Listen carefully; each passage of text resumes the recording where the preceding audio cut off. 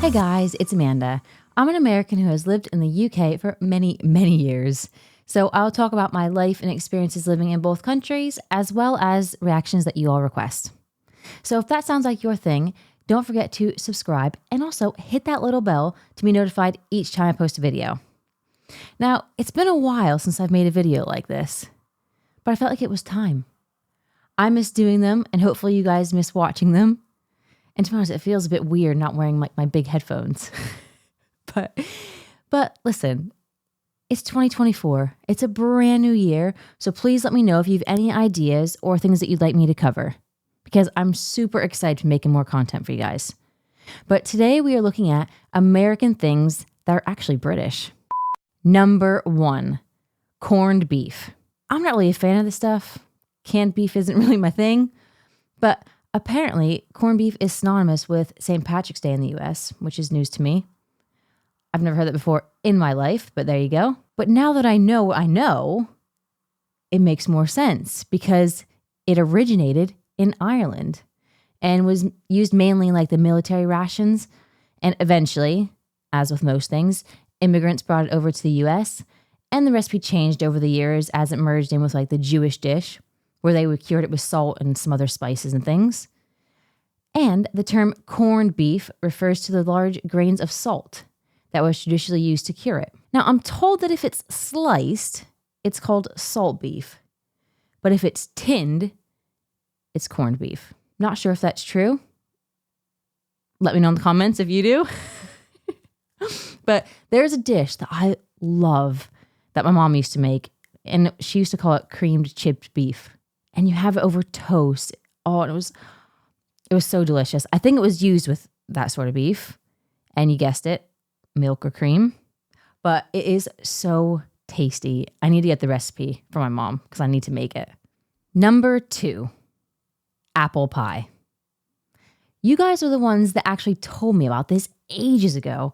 And I had to go and look it up because I didn't believe it. Because it's such an American dessert. But you'll be happy to know that you are correct, as its roots are in England, like during the 1930s. Almost. The 1300s, that's when it was made. And then all you lovely people brought it over to America, and the rest is history. Although everyone seems to eat it with like ice cream, custard, cream. Personally, I just like to eat it as is with most desserts. I know I'm weird since I've moved here. I don't really eat custard on anything or cream. Like with brownies, I just eat the brownie. Or with crumbles, I just eat the crumble. There's nothing on top. I know, call me weird, call me crazy. That's just the way it is. I like it a lot. However, with the apple pie, I would like to point out that we thought it was an American dessert because it was one of the first desserts that were made in the United States. So we just assumed it, right or wrong. Number 3, fried chicken. Whenever someone says the words fried chicken or Southern fried chicken, most people automatically think of the Southern United States because it's a staple of their cuisine. So delicious. Juicy on the inside, crispy on the outside. What is not to love? So anyway, I was surprised to find out that its origins are in Scotland. And the Scottish immigrants brought it into the US in like the 1800s-ish. The Scottish were the first ones to actually deep fry their chicken in fat, which now that I'm thinking about it, makes perfect sense. They also deep fry sausages, pizzas, Mars bars, probably loads of things that I'm not even aware of, which I'm definitely not complaining about. The next time I go there, I feel like I need to try fried pizza. It sounds delicious. Healthy? No. Delicious? Yeah, so that wins. Number 4, steak sauce. Now, if you go into any steakhouse restaurant in the United States, chances are you will have a bottle of A1 steak sauce on the table. It is, without a shadow of a doubt, the best sauce to have with steak. It's always been my favorite. And I actually thought that the A stood for America. Duh.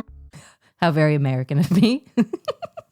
So you can imagine my surprise when I discovered that A1 sauce is a British creation. I know it was King George. Was it the fourth? I think. But his chef, Henderson Brand, was the genius behind it all. And it is believed that the king declared it A1, which in the UK in those days meant like first rate. I think it had to do with ships. I think, like being in good. Please correct me if I'm wrong. I'm pretty sure that's what I read somewhere. So yeah, that's pretty interesting, right? And in the US TV commercial, the rock musician Meatloaf appeared and sang, "I'd do anything for love." I've never seen it, but I do like the song, especially on Night Out of Karaoke. I know that was a super random fact, but I just thought it was interesting, so I wanted to share it with you guys. Number 5, pumpkin pie. It's no secret that Brits love a pie. Shepherd's pie? Shepherd's pie? Steak pie? Pot pie? Any pie, really. But I would never have thought pumpkin pie would be on the list. I mean, come September, October time, I am searching for all things that are pumpkin flavored, and they are nowhere to be found, except for the pumpkin coffee at Starbucks, which is all right, but it is no Dunkin' Donuts. But back in the 16th century, Europe got their pumpkins, or pumpiones, as they were called back then, from North America, and that's where the first recipe was found. It was in a cookbook called The Gentlewoman's Companion, and then when it came across the ocean in the 17th and 18th centuries, Americans loved it and started adding their own spices like cloves and ground spice and custard. And that is where the traditional pumpkin pie recipe in the US came from. So there you go. So you gave us, among many other things, our beloved pumpkin pie. Number 6, the Liberty Bell. I feel like this one is common knowledge, but for anyone who doesn't know, the Liberty Bell was actually made in London by Leicester and Pack, later known as Whitechapel Bell Foundry. But it's mad to think that one of our most iconic symbols of American independence was made by the people we wanted our independence from. But if you ever like to visit, it's in Pennsylvania, in Philadelphia, in the Liberty Center. Go check it out. Number 7, the national anthem. The Star-Spangled Banner, our national anthem, sung at any chance we get, especially at significant events like sports, was inspired by a British drinking song by John Stafford Smith. It was sung in a gentleman's club with like ladies and drinking and man stuff. I mean, what more could you want for our iconic patriotic song? Can't think of much else.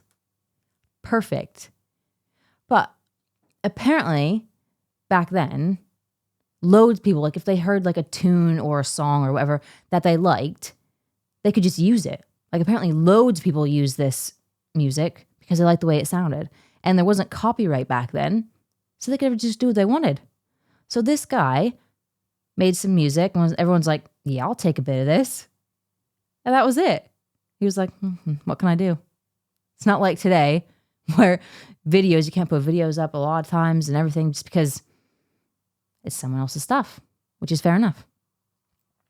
But we claim so many things as our own, no matter what country we are from. And I'm sure there are many that I miss. So please let me know in the comments and maybe I'll do a part 2. I'm also going to do the flip side of this video, British things that are actually American. I find these videos sometimes ruffle a few feathers, which is always interesting. So please put all the ideas that you have in the comments. But as always, if you haven't already, please subscribe to the channel, smash that like button if that's what you're into, and I'll see you in the next video.